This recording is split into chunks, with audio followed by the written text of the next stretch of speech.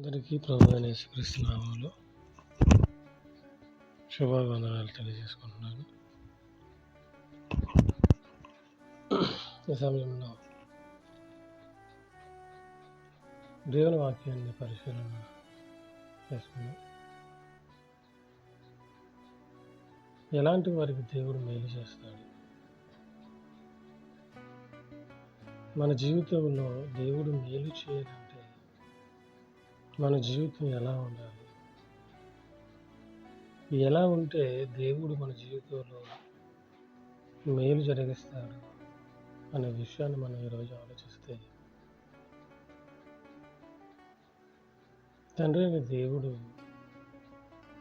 తన పిల్లలైనటువంటి మనుషులందరూ ఎలా ఈ భూమి మీద జీవించాలి, ఎలా తన పిల్లలు తన ఇష్టాన్ని ఈ భూమి మీద తెలుసుకోవాలి అనేటువంటి ఒక ఆలోచనతో పరిశుద్ధ గ్రంథాన్ని మన చేతికి ఇవ్వడం జరిగింది. కనుక దేవుని కూర్చున్న ఏ విషయమైనా మనిషి నేర్చుకోవాలి అంటే ఈ పరిశుద్ధ గ్రంథాన్ని చదివి గ్రహించిన ఎడల దేవుని యొక్క మనస్సును, ఆయన ఇష్టాన్ని ప్రతి మానవుడు తెలుసుకోగలుగుతాడు. గనుక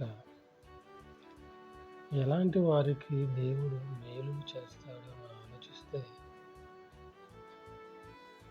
కీర్తనల గ్రంథము 84వ అధ్యాయం 11వ వచనాన్ని మనం చూడగలిగితే, యథార్థముగా ప్రవర్తించే వారికి ఆయన ఏ మేలును చేయక మానుడు అని రాయబడింది.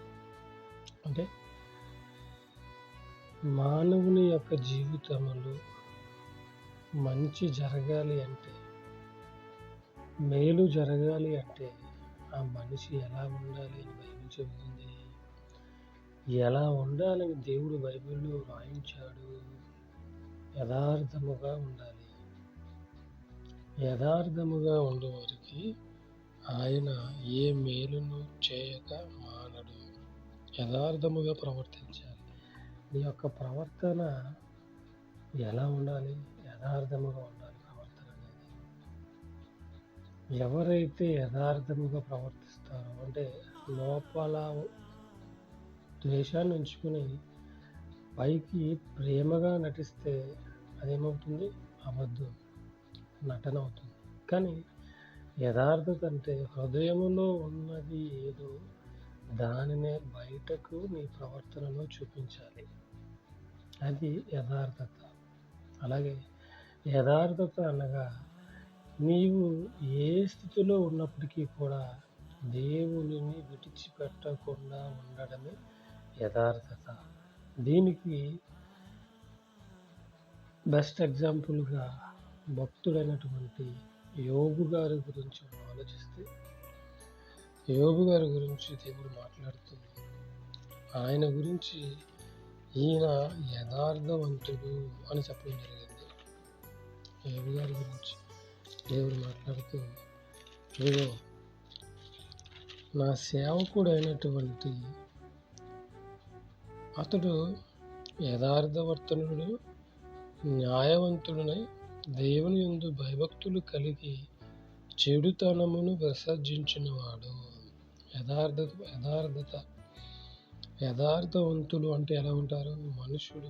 అతడు యోబు గ్రంథము 1వ అధ్యాయం 1వ వచనంలో చూస్తే, యోబు అని ఒక మనుషుడును, అతడు యథార్థ వర్తనుడును, న్యాయవంతుడునై దేవుని యందు భయభక్తులు కలిగి చెడుతనము విసర్జించినవాడు.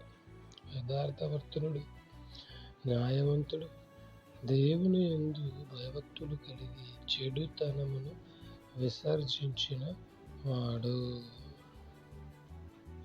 కనుక యథార్థత అనగానే ఈరోజు ఏ స్థితిలో, ఎలాంటి పరిస్థితుల్లో ఉన్నా దేవుణ్ణి విడిచిపెట్టకుండా భయభక్తులు కలిగి జీవించడమే యథార్థత. కష్టాలు వచ్చినప్పుడు దేవుని దూషించడం, సంతోషం వచ్చినప్పుడు దేవుణ్ణి పొగడడం, ఇది యథార్థత కాదు. శ్రమలు వచ్చినా, బాధలు వచ్చినా, సుఖం వచ్చినా, సంతోషం వచ్చినా ఎప్పుడు ఒకే విధంగా ఉండడమే యథార్థత. అలాంటి వారికి దేవుడు ఏం చేస్తాడు? ఏ మేలును చేయక మానడు అని వాక్యం సెలవిస్తాడు. కాబట్టి మన జీవితంలో మేలు జరగాలంటే, మీ జీవితంలో మేలు జరగాలంటే మీరు ఎలా ఉండాలి? యథార్థంగా ఉండాలి, యథార్థంగా ఉండాలి, నిజాయితీగా ఉండాలి. నువ్వు దేవుణ్ణి ప్రేమిస్తే, దేవుణ్ణి ప్రేమించేవారు ఎలా ఉన్నారో బైబిల్లో అలాగే ఉండాలి. నువ్వు దేవుణ్ణి నమ్మితే, నీ దేవుణ్ణి నమ్మిన వారు బైబిల్లో ఎలా ఉన్నారో అలాగే నీవు ఉండాలి. అది యథార్థత, అది నిజాయితీ. అయితే యథార్థంగా ఉండడం, నిజాయితీగా ఉండడం కష్టం అంటే చాలా కష్టం. అబద్ధాలు ఆడటం, మనసుకు నచ్చినట్టు తిరగడం చాలా ఈజీ. కానీ యథార్థంగా, నిజాయితీగా జీవించడం ఈ భూమి మీద చాలా కష్టం. దేవునిలో నిలబడడం ఇంకా కష్టం. ఎందుకంటే అపవాది అయినటువంటి సాతాను ఎవరైతే దేవునిలో యథార్థంగా ఉంటారో వాళ్ళని పడగొట్టడానికి వాడు గర్జించు సింహం వల్ల తిరుగుచున్నాడు. కాబట్టి యథార్థంగా ఉండడం అనేది చాలా కష్టం. అలా ఎవరైతే ఆ కష్టాలను ఎదిరించి యథార్థంగా, నిజాయితీగా దేవునిలో నిలబడతారో వారి ఎడల దేవుడు మేలు చేస్తాడు. అందుకే యథార్థంగా జీవిస్తున్నటువంటి యోబు యొద్దకు భార్య వచ్చి, నీవు దేవుణ్ణి దూషించి మరణం పొందావు. దేవుని దూషించి అంటే నీకున్నటువంటి యథార్థత, నీకున్నటువంటి భక్తిని, నీకున్నటువంటి నిజాయితీని నువ్వు విడిచిపెట్టి చచ్చిపో అంటే ఈ భూమి మీద బ్రతుకుతున్న యథార్థవంతులకు ముందు ఏమొస్తాయి? కష్టాలు వస్తాయి, శ్రమలు వస్తాయి, బాధలు వస్తాయి.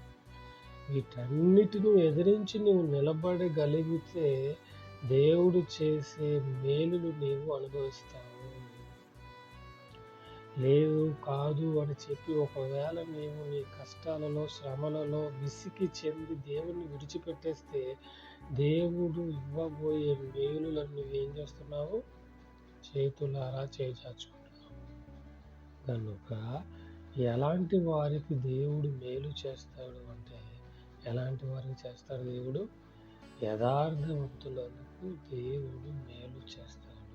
ఇప్పటి వరకు ఆ జీవితంలో దేవుడు ఎలాంటి మేలులు చెయ్యలేదండి అని ఒకవేళ నువ్వు అనుకుంటే నీ హృదయాన్ని మార్చు. నీలో ఉన్నటువంటి స్వార్థాన్ని, నీలో ఉన్నటువంటి అన్యాయాన్ని, చెడుతనాన్ని తీసివేసి యథార్థంగా బ్రతకడం అలవాటు చేసుకో.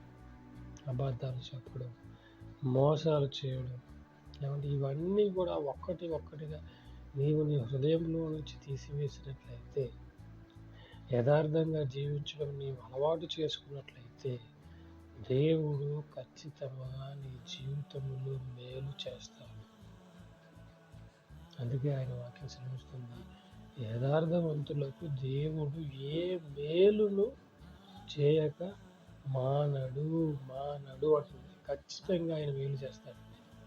కాబట్టి విన్న ఈ వాక్యాన్ని మీరంతా కూడా ఎలా ఉండాలి? యథార్థవంతులుగా ఉండాలి. మనమంతా యథార్థవంతులుగా మారాలి. దేవుని ప్రేమిస్తున్నాం, క్రీస్తుని ధరించిన క్రైస్తవులు మనమంతా. క్రైస్తవులు అని పేరు పెట్టుకున్న తర్వాత మనలో ఎవరు కనిపించాలి? క్రీస్తే కనిపించాలి. క్రీస్తును ధరించిన మనలో క్రీస్తును చూపించాలి.